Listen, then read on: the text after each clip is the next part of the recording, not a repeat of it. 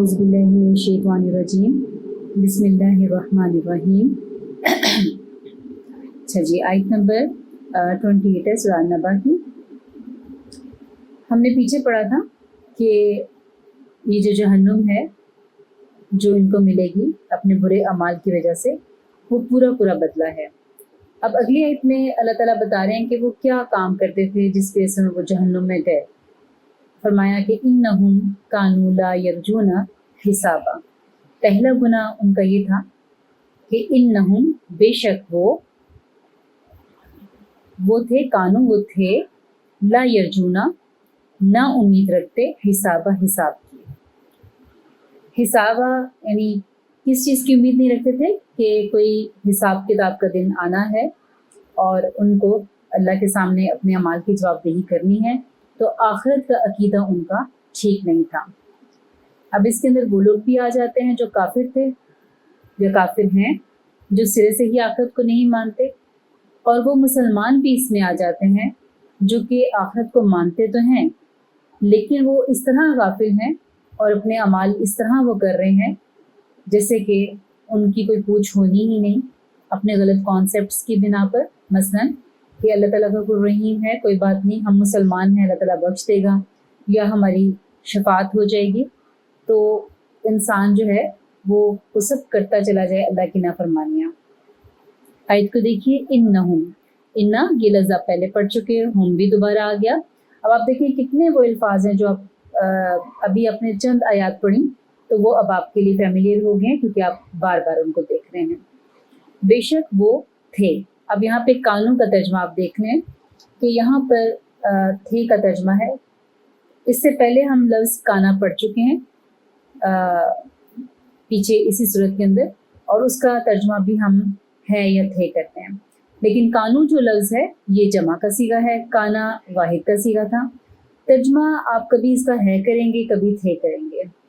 यहाँ पर क्या है कि वो थे ला नहीं यरजूना उम्मीद रखते। अब यरजून का जो लफ्ज़ है ये रजा से निकला है।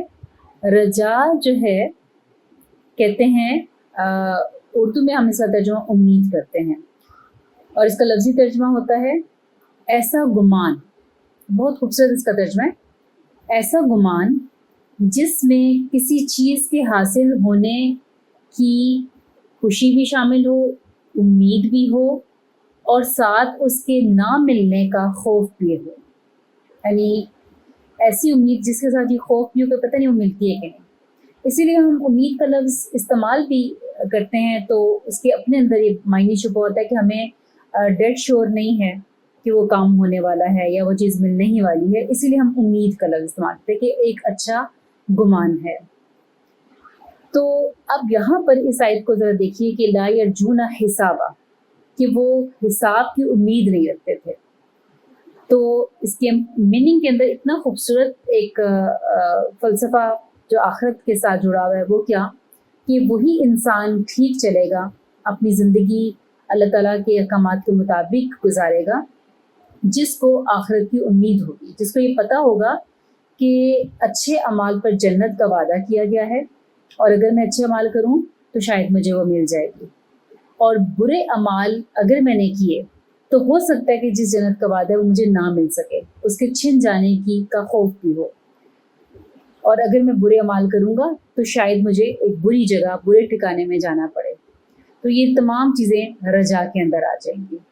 और इसमें साथ क्या अटैच किया गया, हिसाबा, हिसाब किताब, कि जो मेरे अमाल का हिसाब किताब है कि तुमने क्या किया क्या नहीं किया।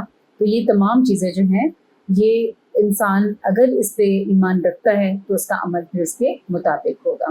अल्लाह ताला कहते हैं इनको कोई उम्मीद ही नहीं थी या ये उस हिसाब के आने का जो है वो कॉन्सेप्ट ही नहीं था उनके पास, लिहाजा वो बुरे अमल करते चले गए।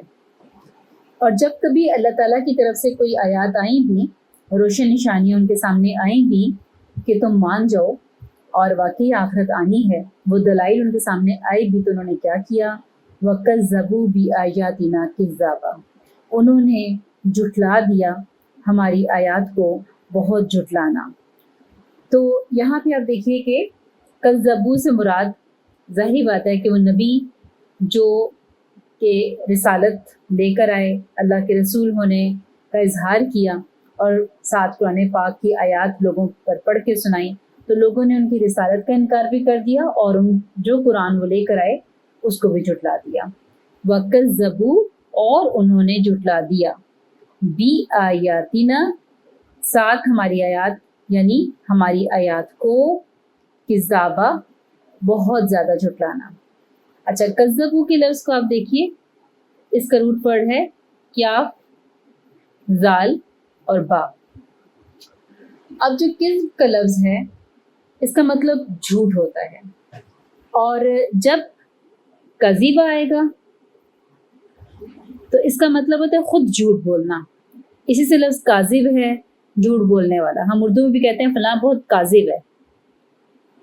اور جب اس کے اوپر شد آ جائے، جیسے کہ آپ یہاں پر شد دیکھ رہے ہیں، تو اس کا میننگ ہوتا ہے کسی دوسرے کو جھٹلانا، یعنی خود اب جھوٹ نہیں بولنا بلکہ دوسرا جو بات کہہ رہا ہے اس کو ڈینائی کر دینا، اس کو جھٹلا دینا۔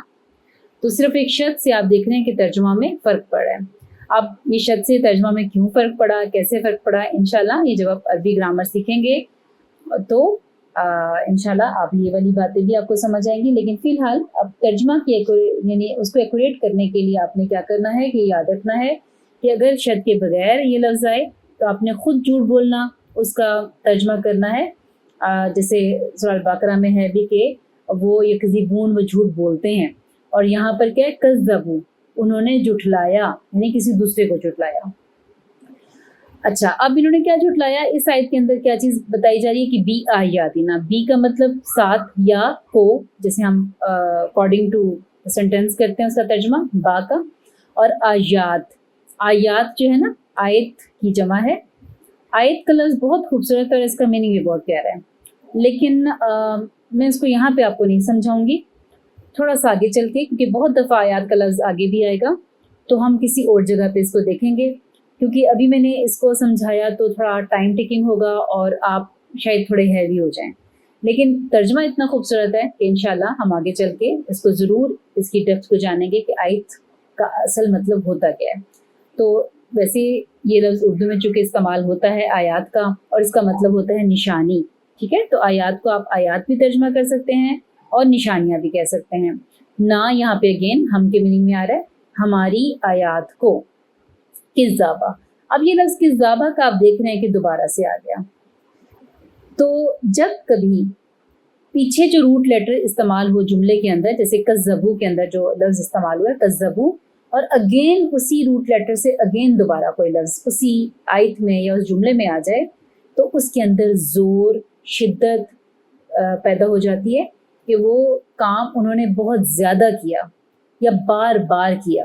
اسی لیے یہاں پہ آپ ترجمہ میں بھی دیکھ رہے ہیں کہ بہت جھٹلانا، یا آپ یہ کہہ سکتے ہیں اس کا ترجمہ کہ اور انہوں نے جھٹلایا ہماری آیات کو بہت زیادہ جھٹلانا، یا آپ کہہ سکتے ہیں کہ انہوں نے ہماری آیات کو جھٹلایا، بار بار جھٹلایا۔ تو بار بار یہ کیا، ہر طرح سے جھٹلایا، ہر طرح کی آیات کو جھٹلایا، تو اس میں آیت میں شدت پیدا ہو گئی، ہر طرح کی نشانی کو جھٹلا دیا، چاہے وہ کوئی بھی نشانی تھی۔ پھر فرمایا کہ وَكُلَّ شَيْءٍ أَحْصَيْنَاهُ كِتَابًا، وَكُلَّ، اور ہر شَيْءٍ چیز کو، أَحْصَيْنَاهُ ہم نے شمار کر رکھا ہے اس کو، کتاباً ایک کتاب میں۔ یعنی انہوں نے کتنی دفعہ جھٹلایا، کیا کیا جھٹلایا، اب اس میں ہم نے ہر چیز کو گن رکھا ہے، شمار کر رکھا ہے، اور خصوصاً یہاں پہ برے گناہوں یعنی بری کاموں کے متعلق یہ آیت آئی ہے، کیونکہ پیچھے برائیوں کا ذکر ہے یا جہنم میں جانے والوں کے اعمال کا ذکر ہے، اور یہاں پہ وَكُلَّ شَيْءٍ یعنی کوئی چیز چھوڑی نہیں گئی۔ قرآن پاک میں ایک اور جگہ پہ بھی آیت آتی ہے کہ کوئی ذرا برابر بھی نیکی ہوگی وہ بھی ان کے سامنے آ جائے گی، اور ذرا برابر گناہ ہوگا تو وہ بھی ان کے سامنے آ جائے گا۔ لہٰذا کل شیء، ہر چیز، اور ہر چیز سے مراد کیا ہے کہ عمل میں سے، جس انسان نے پیدا ہونے کے ساتھ سے لے کے اپنے مرتے دم تک جو کچھ کیا وہ اس کے نامہ اعمال میں درج ہے۔ تو ہر چیز کو ہم نے کیا کیا، احصیناہ، احصا اور پھر نا और फिर हु। यहाँ पे 3 तरह की आप एक ही वर्ड के अंदर चीज़ें देख रहे हैं। अहसई जो है इसका रूट वर्ड है स्वाद छोटी है, तो इसका मतलब होता है शुमार करना। इस लफ्ज़ को भी हम देखते हैं। साथ फिर आप देख रहे हैं कि ना की ज़मीर लगी हुई, जिसका मतलब है हम, यानी हमने शुमार कर रखा है हु उसको, और हु की ज़मीर अब किस तरफ जा रही है, किसको शुमार कर रखा है, उनके अमाल को जो उन्होंने किए हैं, बुरे अमाल खसूसन। कहाँ पे शुमार करके रखा हुआ है, किताबन, एक किताब की सूरत में। अल्लाह ताला तो खुद भी अपने पास एक रिकॉर्ड रख लें, अल्लाह ताला को हर चीज़ का पता है, तो किताबन की शक्ल में क्यों अल्लाह ने रखा, एक नज़र आने वाले रिकॉर्ड या अमालनामा, ताकि वो हमें प्रूव कर सकें कि तुमने जो कुछ किया तुम पे कोई जुल्म नहीं हो रहा, जहन्नुम में आज तुम जा रहे हो तो तुम्हें ज़्यादती नाइंसाफ़ी के साथ जहन्नुम में नहीं डाला जा रहा, बल्कि ये अमाल तुम करते रहे हो। अब वो किताबा किस तरह की है, हम जब किताबा का लफ्ज़ पढ़ते हैं तो जहन में एक नाम माल या रिटर्न कोई चीज़ आ जाती है। वहाँ की टेक्नोलॉजी, वहाँ का वो किस तरह की किताब है जिसमें कोई शय, कोई चीज़ जो है वो छुपी हुई नहीं होगी। तो वो स्क्रीन है, वो क्या है, वो हमारी ज़िंदगी की एक रील चला दी जाएगी। बहरहाल वो अल्लाह ताला को बेहतर पता है। अब अहसा का लफ्ज़ जो मैं आपसे कहती कि बड़ा इंपॉर्टेंट है यहाँ पर। अहसा का लफ्ज़ जो है इसकी जगह अल्लाह ताला कोई और भी लफ्ज़ इस्तेमाल कर सकते हैं कि हमने नाउद्दू, हमने उसको गिन रखा है। तो अहसा के 3 मतलब होते हैं। एक होता है गिनना, यानी बिल्कुल ऐसी तादाद गिनना जिसमें कोई गलती की गुंजाइश ना हो, इस तरह गिनना कि उसकी तादाद में कोई गलती की गुंजाइश ना हो। एक इसका ये मीनिंग होता है, इसीलिए इसका यहाँ पे तर्जुमा आप शुमार करना पढ़ रहे हैं यहाँ पे। दूसरा इसका मतलब होता है किसी चीज़ को याद करना, अज़बर कर लेना, यानी वो चीज़ इंसान को याद हो, उसके लिए भी लफ्ज़ आता है। और फिर तीसरा मीनिंग इसका होता है किसी चीज़ को घेर लेना, अहाता करना।